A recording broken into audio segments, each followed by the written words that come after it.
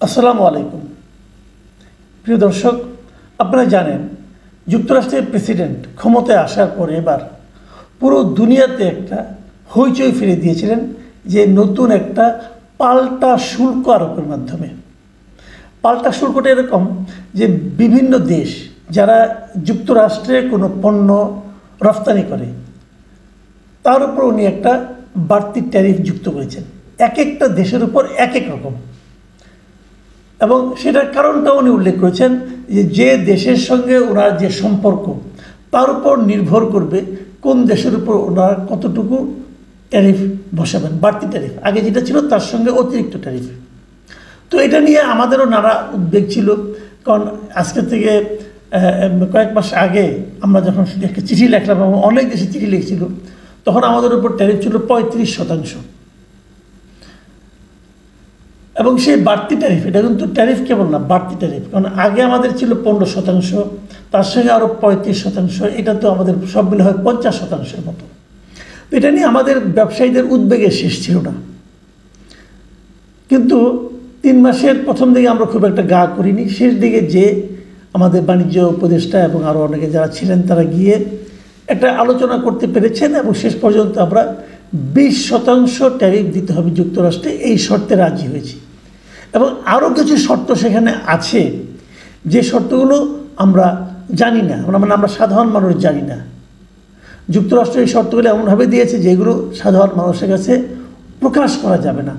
এই যে প্রকাশ করতে না পারা, এটা কিন্তু আমাদের জাতি হিসাবে আমাদের জন্য অপমানকর। কিন্তু সেগুলো কি আমরা জানতেই পারবো না যতদিন পর্যন্ত না যুক্তরাষ্ট্র সেগুলো জানানোর অনুমতি না দেবে। তারা যদি বলে এখন জানাও, তখন জানাতে পারবে। এখন সেটা অর্থনৈতিক শর্ত হতে পারে, রাজনৈতিক শর্ত হতে পারে। যুক্তরাষ্ট্র বলতে পারে যে তোমরা মিয়ানমারের ওই পাশ দিয়ে রাখাইন দিয়ে একটা করিডোর দাও, বলতে পারে যে সেন্ট মার্টিনে নিয়ে কিছুটা তারা করতে চায়, ঘাঁটি করতে চায়, বলতে পারে। কিন্তু সেটা কি বলেছে এটা আমরা কেউ জানি না। যাই হোক, এই হলো ঘটনা। তো এটা নিয়ে কিন্তু আমাদের একটু অপমানজনক আছে, কিন্তু আপনি দেখবেন আমাদের ব্যবসায়ীদের মধ্যে কিন্তু এটা নিয়ে একটা স্বস্তির ভাব চলে এসেছে। ওটাকে কমিয়ে যে 35 থেকে 20% আনা গেছে, এই জন্য স্বস্তি। এখন আমাদের উপর ট্যারিফ হলো 20%। আমরা যুক্তরাষ্ট্রে পণ্য রপ্তানি করতে গেলে 20% অতিরিক্ত ট্যারিফ দিয়ে আমরা পণ্য রপ্তানি করব। তো এখানে আনন্দটা কোথায়, স্বস্তিটা কোথায়? স্বস্তির হচ্ছে এই জায়গায় যে আমাদের যা রপ্তানি যুক্তরাষ্ট্রে হয় তার বেশিরভাগ হয় তৈরি পোশাকের ক্ষেত্রে আমাদের প্রতিদ্বন্দ্বী কারা যারা যুক্তরাষ্ট্রে রপ্তানি করে? প্রতিদ্বন্দ্বী হলো ভারত, ভিয়েতনাম এবং চীন, মূলত ইন্দোনেশিয়া কিছু করে। তো এখন আমি যদি ভারত, চীন এবং ভিয়েতনামকে ধরি, তাহলে ভিয়েতনামের উপরেও কিন্তু 20% ট্যারিফ দেওয়া হয়েছে অতিরিক্ত। তার মানে ভিয়েতনাম এবং আমাদের অবস্থান একই রকম। তাহলে কম্পিটিশনটা আগেও একই রকম ছিল, আমরা কম্পিটিশন করেছি, এখনও করতে পারবো, কোনো সমস্যা নেই। আর এই যে বাড়তি টাকাটা যে আমাদের যাবে, এটা কিন্তু আমাদের যাবে না। এটা আসলে যুক্তরাষ্ট্রে যারা ভোক্তা, ক্রেতা, তাদের উপর দিয়ে যাবে। ঝামেলা হচ্ছে ভারতের, কারণ ভারতের ট্যারিফ ধরা হয়েছে 25%। মানে যে শার্ট অথবা যে পণ্যটা আমি যুক্তরাষ্ট্রে বিক্রি করবো $120, সেইটা ভারত বিক্রি করবে $125। তাহলে ওখানকার ক্রেতা $5 বেশি দিয়ে ভারতেরটা কিনবে কেন? কাজেই ভারত একটা ঝামেলায় কিন্তু পড়ে গেল। এখন প্রশ্ন হলো চীনের কী হবে? চীনের ট্যারিফটা এখনো ঘোষণা করা হয়নি, কিন্তু না ঘোষণা করার অর্থ হলো তাদের সঙ্গে কিন্তু আগে 100% ট্যারিফের ঘোষণা ছিল যে চীনের জিনিস যদি 100% লাগবে। তো এটা হয়তো কমবে, আলোচনা হবে, এখনও কিছু জানা যাচ্ছে না। কিন্তু এই মুহূর্তে ভারত কিন্তু আমাদের থেকে পিছিয়ে আছে। এই জিনিসটা আমাদের ব্যবসায়ীদের মধ্যে একটা স্বস্তি তৈরি করেছে। প্রশ্ন হচ্ছে যে ভারতকে এরকম বেকায়দায় কেন ট্রাম্প ফেললো? আমি তো মনে করি কেবল বেকায়দা না, ভারতকে আসলে চরমভাবে অপমান করেছেন ট্রাম্প, চরমভাবে। কীভাবে চরমভাবে অপমান করলো? একদম প্রকাশ্যে। কীভাবে করলো? ওনার নিজস্ব একটা সোশ্যাল মিডিয়া আছে, নাম হলো ট্রুথ সোশ্যাল, এটা ট্রাম্প নিজের মালিকানাধীন। সেখানে ভারতের উপরে 25% ট্যারিফ উনি আরোপ করেছেন।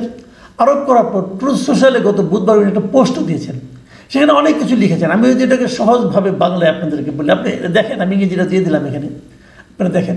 সেখানে সহজ ভাষায় উনি যে কথাটা লিখেছেন যে ভারত আমাদের বন্ধু হলেও বছরের পর বছর ধরে তাদের সঙ্গে আমাদের ব্যবসাটা খুব একপাক্ষিক ছিল। একপাক্ষিক মানে আমরা ভারতকে বেশি কিছু দিতে পারতাম না, কিন্তু ভারত আমাদের কাছে প্রচুর জিনিস রপ্তানি করতো আমাদের বাজারে।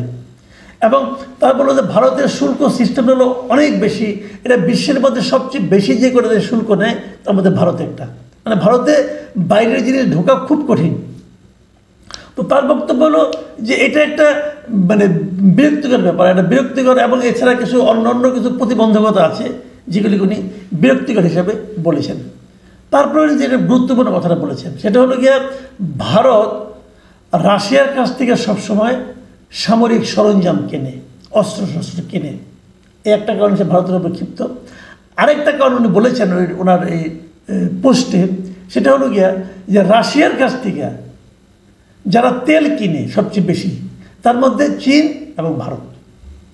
ভারত আসলে রাশিয়ার কাছ থেকে প্রচুর তেল কিনে, কারণ রাশিয়া অনেক দেশের কাছে বিক্রি করতে পারে না ক্রুড অয়েল, কিন্তু ভারত সেটা কিনে কম দামে পায় বলে কিনে। এবং ভারত সেখানে ভারতের যে চাহিদা, সেই চাহিদার প্রায় 35% তেল তারা রাশিয়া থেকেই কিনে। এইটাকে ট্রাম্প পছন্দ করছেন না, এবং পছন্দ না করে তিনি তাদের উপর 25% শুল্ক আরোপ করেছেন, ট্যারিফ আরোপ করেছেন। এবং পাশাপাশি এটাও বলেছেন ওই যে যেটা অপরাধ তারা করেছে, রাশিয়ার কাছ থেকে অস্ত্র কিনছে এবং তাদেরকে তেল কিনছে, এটাকে অপরাধ বলছেন এই কারণে যে উনি বলতে চাচ্ছেন যে রাশিয়া ইউক্রেনকে আক্রমণ করছে, সারা দুনিয়া এটাকে প্রতিবাদ করছে, তখন রাশিয়ার কাছ থেকে তেল কিনে তারা রাশিয়াকে হেল্প করছে। এই জন্য ভারতের উপর ক্ষিপ্ত হবে, এই জন্য ভারতকে আলাদা একটা জরিমানা উনি করবেন, এবং সেই পেনাল্টিটা কী হবে ওটা এখনও বলেন নাই উনি। তো এই যে লেখাটা, এই লেখাটা কিন্তু ভারতের জন্য ইনসাল্টিং, চরমভাবে ইনসাল্টিং। এবং পরে উনি এক জায়গায় বলেছেন যে ভারতের অর্থনীতিটা আসলে একটা মৃত অর্থনীতি, এবং মৃত অর্থনীতি নিয়ে তারা যেখানে যাবার যাক। রাশিয়ার অর্থনীতিকে উনি মৃত অর্থনীতি বলেছেন। এখন ভারত কিন্তু এতদিন মনে করত যে নরেন্দ্র মোদীর সঙ্গে ট্রাম্পের বুঝি খুব একটা সুসম্পর্ক, তারা পরস্পরকে মাই ফ্রেন্ড বলে মানে অভিহিত করতো, অনেক কিছু করতো। নরেন্দ্র মোদী এর আগের বার যেবার নাকি ট্রাম্প হেরে গিয়েছিল, ওখানে ভারতীয়দের মধ্যে উনি নরেন্দ্র মোদী ট্রাম্পের জন্য ক্যাম্পেইন করেছেন। ভারতীয়রা অনেকে একটা ভারতের এক জায়গাতে একটা মানে মন্দিরে ট্রাম্পের একটা মূর্তিও বানানো হয়েছে, তাকে পূজা দেওয়া হয়। এরকম অনেক কিছু সুসম্পর্কের অনেক নমুনা কিন্তু আছে, কিন্তু কোনো সুসম্পর্কই ট্রাম্পের কাছে কোনো গুরুত্ব পায়নি তার নিজস্ব স্বার্থের বাইরে। এবং এই যে ভারতকে উনি এগুলো বলেছেন, এটাকে আবার ভারতের যিনি বিরোধী দলীয় নেতা মানে কংগ্রেসের নেতা রাহুল গান্ধী, তিনি কিন্তু আবার ট্রাম্পের এই বক্তব্যকে সমর্থনও করেছেন। তিনি বলেছেন যে ঠিকই বলছি, আসলেই তো ভারতের অর্থনীতি এখন মৃত অর্থনীতি হয়ে গেছে, এবং এটা হয়েছে বিজেপি এবং মানে বিজেপি সরকারের জন্য। এবং উনি এটা দাবি করেছেন যে ভারতের অর্থনীতি যে মৃত অর্থনীতি, এটা ভারতের প্রধানমন্ত্রী নরেন্দ্র মোদী এবং অর্থমন্ত্রী ছাড়া আর পৃথিবীর সবাই জানে। এটা হতো তাদের অভ্যন্তরীণ রাজনীতির একটা ব্যাপার। কিন্তু রাহুল গান্ধী বলেছেন যে আমি ট্রাম্পের উপর খুশি, কারণ তিনি সত্যটা প্রকাশ করে দিয়েছেন। এবং এটা কারণ উনি বলেছেন, রাহুল গান্ধী বলেছেন যে ভারতের যে এদিকে এই যে অর্থনীতি এত খারাপ অবস্থা, এটার জন্য দায়ী হলো বিজেপি, কারণ তারা দেশের অর্থনীতিকে ধ্বংস করে দিয়েছে। কেন দিয়েছে? আদানিকে সাহায্য করার জন্যই তারা এই অর্থনীতির এরকম 12টা বাজিয়ে দিয়েছে। এখন প্রশ্ন হলো যে এই যে কাজগুলি হয়েছে, ট্রাম্প যদিও দুটো ঘটনার কথা উল্লেখ করেছে, রাশিয়ার কথা এবং রাশিয়ার কাছ থেকে অস্ত্র এবং তেল কেনার কথা, আসলে কি এটাই কারণ? আরও কিছু কারণ কিন্তু আসলে এখানে আছে। সেটা কি, ভারত কিন্তু ব্রিক্স নামে একটা সংগঠন মানে আপনার গ্রুপের মেম্বার, যে ব্রিক্সের মধ্যে ব্রাজিল আছে, ভারত আছে, চীন আছে। তো এটাকে নিয়েও কিন্তু ট্রাম্প অত্যন্ত আপত্তি করেছে। এবং পাশাপাশি ভারতকে অপমান করার জন্য সম্ভবত ট্রাম্প কিন্তু পাকিস্তানের উপর ট্যারিফ আরোপ করেছে 19%। এটা তুলনামূলকভাবে কিন্তু অনেক, আমাদের চেয়েও 1% কম। এটাও কিন্তু বড় বাণিজ্যের জন্য অনেক বড় একটা ফ্যাক্টর। এবং মাঝখানে একদিন দেখলাম ট্রাম্প এটাও বলছেন যে ভারত হয়তো আগামীতে পাকিস্তান থেকে তেল কিনবে। পাকিস্তানের তেল আছে কি জানি না, আছে কি না জানি না, শুনি নেই খুব একটা, কিন্তু ট্রাম্প মনে করছেন এগুলোই কিন্তু আসলে ট্রাম্প কিন্তু ভারতকে প্রকারান্তরে অপমানই করছে একটার পর একটা। এখন এই অপমানগুলি কেন করছে? আমি আগে বললাম ব্রিক্স একটা কারণ হতে পারে। আরেকটা কারণ হতে পারে যে ট্রাম্প মনে মনে নোবেল চায়, এবং সে অলরেডি বলছেও যে আমি এত শান্তির ঘটনা ঘটাচ্ছি, বিভিন্ন দেশে যুদ্ধ থামিয়ে দিচ্ছি, তো আমাকে তো শান্তি পুরস্কার, নোবেল শান্তি পুরস্কার দিতে পারে, কিন্তু কেন দিচ্ছে না? এবং এটা বলতে যে সে এটাও বলছে যে কয়েকদিন আগে যে পাকিস্তান এবং ভারতের মধ্যে যুদ্ধ ছিল, সেই যুদ্ধটা নাকি তিনিই থামিয়েছেন, কিন্তু পাকিস্তান এটাকে স্বীকার করে হ্যাঁ ট্রাম্পের ভূমিকা আছে, এবং এই জন্য পাকিস্তান আবার নোবেল কমিটির কাছে সুপারিশও করছে যে ট্রাম্পকে যেন নোবেল শান্তি পুরস্কার দেওয়া হয়। কিন্তু ভারত সরাসরি বলেছে এই যুদ্ধ থামানোর ক্ষেত্রে ট্রাম্পের কোনো ভূমিকা নাই। সম্ভবত এটাও ট্রাম্পের ভারতের প্রতি রাগের একটা কারণ। নেট রেজাল্টটা কি? এক নম্বর নেট রেজাল্ট হলো এই অঞ্চলে অনেকে যে মনে করতো যে ভারত যুক্তরাষ্ট্রের একটা মিত্র, কেবল মিত্র না, রীতিমতো কৌশলগত অংশীদার, সেই ধারণাটা বোধ হয় এখন বড় একটা ঝাঁকুনি খেল। আর দ্বিতীয়ত যুক্তরাষ্ট্র ভারতের পরিবর্তে বরং এখন পাকিস্তানের দিকে ঝুঁকে পড়ল। এটা যদি ঝুঁকে তাহলে এটা ভারতের জন্য একটা বড় ধরনের হুমকি।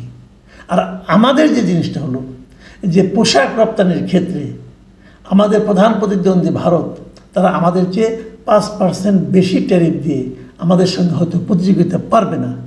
কাজে ভারতের অর্ডারগুলো অনেকগুলি হয়তো এখন আমাদের এখানেও চলে আসতে পারে।